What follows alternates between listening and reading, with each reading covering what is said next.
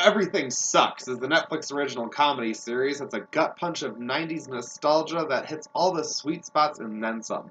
Created by Ben York Jones and Michael Mohan, this series takes place in 1996 in the small town of Boring, Oregon, which is actually a real town, and centers on a group of teenagers as they go through the highs and lows of freshman year of high school.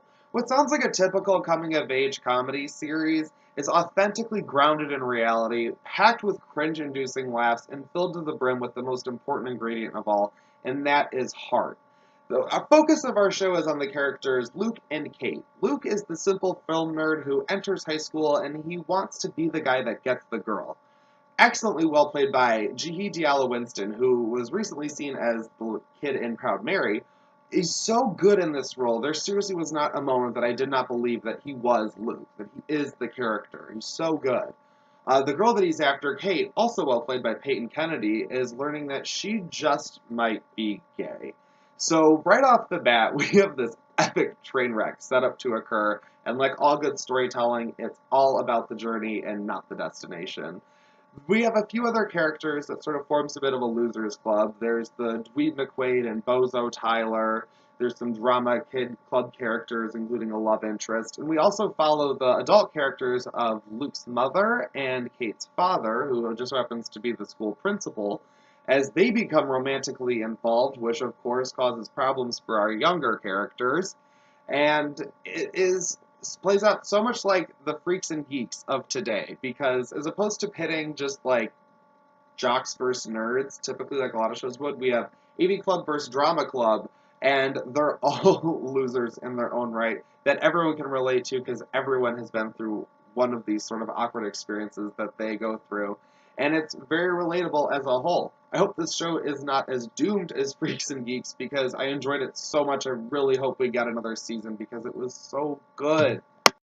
One thing that I thought that was just truly remarkable about this show is how well it maintained this unique balance of feeling like a comedy series and an indie film. It's like a 5-hour coming-of-age indie comedy.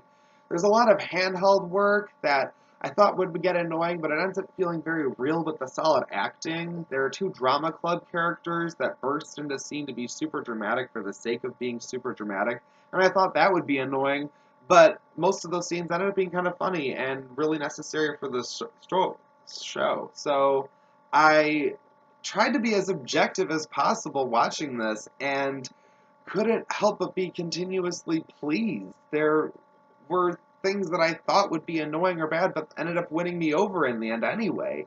I'm not gonna lie, this totally plays to my particular taste. Playing up the 90s nostalgia, there's a coming out story, they're all filmmaking nerds. But yeah, that's what I like. And that's why I'm here. For anyone that has the same taste as me, if you're into that sort of thing, you're totally going to enjoy this show. I sat down to watch one episode of this season and ended up watching the entire season. I watched all of it in one block. This is the most fun I've had on Netflix in a while. If you've been hoping for a sister series to Stranger Things that strips away the sci-fi elements but retains the raw nature of adolescence, I strongly suggest checking out Everything Sucks. If you don't feel like taking a trip back to the 90s and you're not into coming of age stories, then steer clear of this one.